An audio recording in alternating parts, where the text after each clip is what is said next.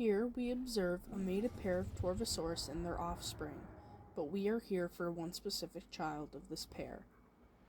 A female known as H. Hare and the youngest of her clutch. H. Hare was born in the cedarous forest of Riparia, a largely populated and hazardous place, especially for hatchlings like herself. Here we are following this family out of cedarous forest in search of food. While juvenile Torvosaurus aren't supposed to leave the nesting site until adolescence, needing food is an exception.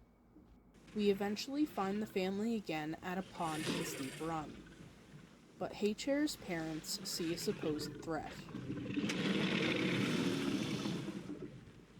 A pair of rivaling adult Torvosaurus. This pair could easily dispatch the offspring if they felt the need to do so. But since it is the cold season, they simply posture, showing off their size. Still, H. Hare's parents are not fond of this. Meanwhile, while the pairs are posturing at one another, H. Hare has strayed off, and has found what is known as a taco, sniffing it curiously. The screaming that comes from the smaller creature sends H. Hare to flee away, seemingly startling to run to her siblings. Her mother hears this and runs to scare off the threat. Soon enough, the parents hide their offspring away to go hunt. With hunger gnawing at their stomachs, they wander towards their parents' scent. From eldest to youngest, H. Hare ends up in the back, following her siblings. Eventually, the pair take down an Triceratops and call their offspring over to food. This is their first taste of meat. H. Hare eagerly rushes over, her stomach growling, and the curiosity of never seeing a creature this pale before urges her on. Her mother rips a piece of meat from the body, setting it down to make eating it easier for her. Though she has sharp teeth, they are not long enough to penetrate the hide of such a beast. Little did she know, that beast would be the victim of the first hunt she'd ever be on. As time passes, we see H. Hare has a mate named Fisher. This is the pair's and H. Hare's first real hunt. They are seen hunting a male Triceratops. This is a huge risk to their pair, as one well-placed blow is fatal.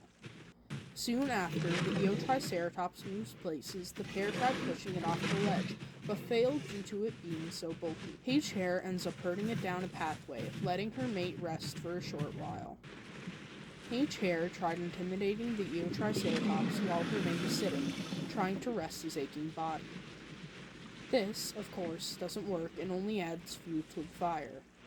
The hunters and prey face each other off, stuck in a stalemate. Fisher is heavily wounded, but not enough to duck out, as the prey is showing heavier injuries. Fisher attacks its flank while H. Hare tries to keep it distracted with its eyes on her. The Triceratops turns to face Fisher, earning a blow from H. Hare on its leg. H. Hare gets confused for a moment, getting hit in the process. She lashes her tail at the beast, trying to hold it off as Fisher came to help her. With Fisher attacking and applying relentless pressure to its flank, the Triceratops finally falls to the ground. As the two eat their kill, a scavenger watches them from afar. Fisher, not being pleased by this, aggresses it away, his wounds and hunger driving to annoy him more. After that, the pair are left to eat their fill in peace.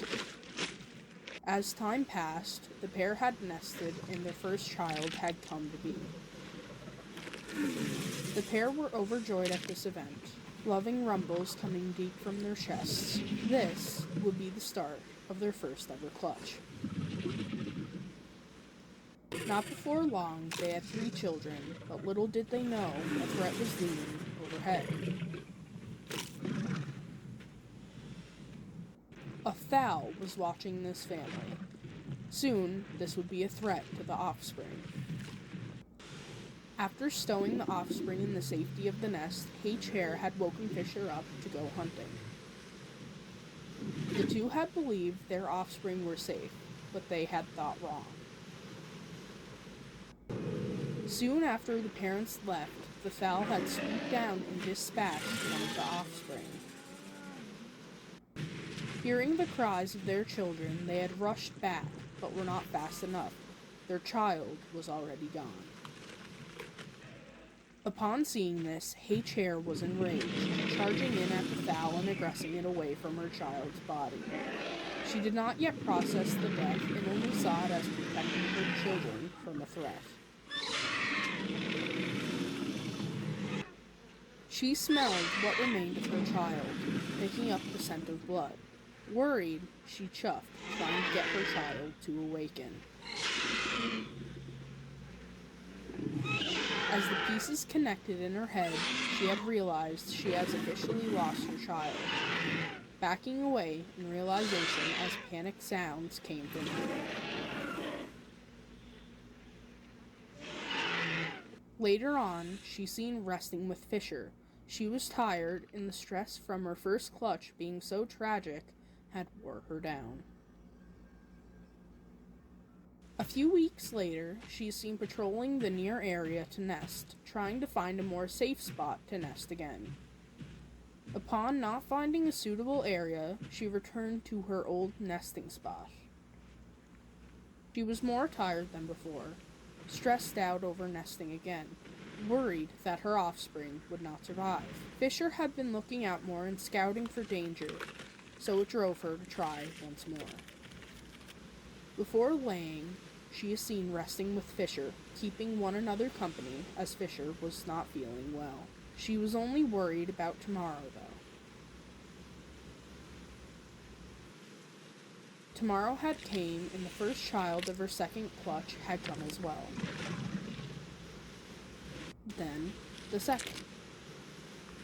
Soon, they had 4 children. Hopefully, their second clutch would turn out better than the few weeks ago. Once the offspring were juvenile, H-Hair had shown them around the nesting site, taking them to the den of a critter to show them hunting. She had quietly ambushed and dispatched the smaller critter, giving her offspring their first taste of meat. Seeing her children inspect and bite at the critter filled her with pride, knowing they were catching on quick. She had gone over to collect her other offspring not long after.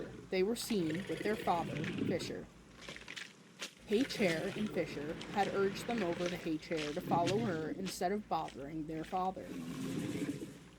The offspring hesitated but ended up following H-Hair where she needed them to be. Their father had also pushed them along to help his mate out. H-Hair had brought the two over to the carcass, chuffing and looking down at it to show them the food. Much to her dismay, though, they insisted on climbing the rocks of the critter's den and running around her legs. This was the best she was going to get for now. As the night came, she started teaching her children tracking and stalking. The target of this lesson was their father, who had hidden prior to this. H-Hair led her children along the trail of their father's scent, urging them on after they had to swim in the brook. They soon came to a stop. The scent of their father was close, and she had spotted him hiding in a bush not that far up ahead. She looked toward the area and lifted her head, trying to get her children to ambush their father. Her children did not catch on as quick as she suspected, but nonetheless, she gave them patience. Their father showed himself before moving on past a rock, urging his children to follow, which they did. One of their children got close enough and leaped out, biting at their father. The child roared playfully, satisfied with himself before returning to his mother.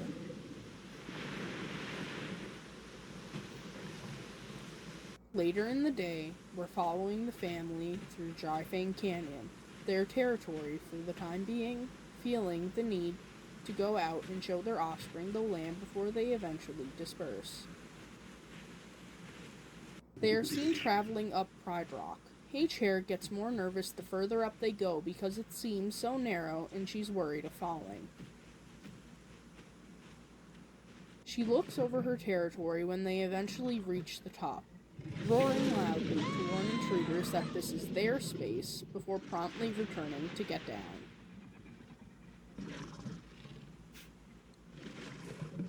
A few hours later, they are spotted in Blackfern Hills with Hatchling. Their children have never been here before, and Hatchling has only came through here a few times. The family stops for water along the way of their journey before leaving once everyone has gotten their fill.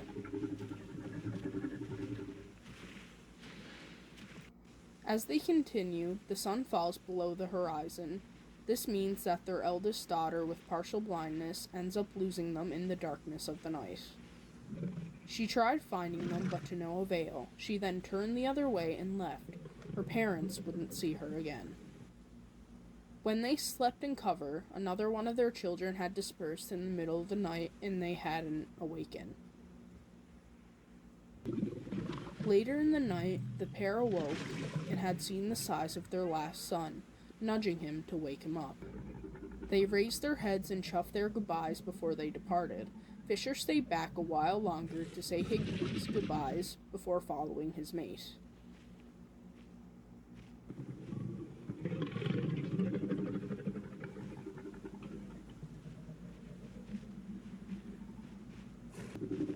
The pair would eventually nest once more, but neither knew when. The cycle would restart and another hatchling would be turned into a hunter.